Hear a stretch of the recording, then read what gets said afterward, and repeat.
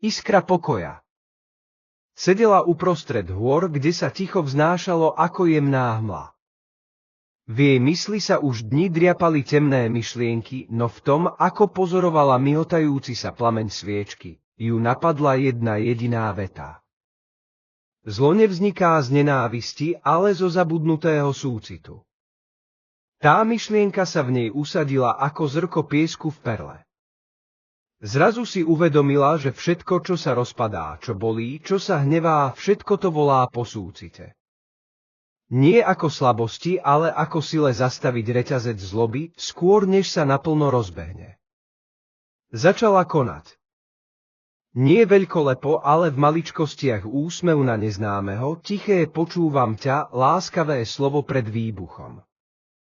A svet, hoci ešte drsný a nespravodlivý, začal reagovať.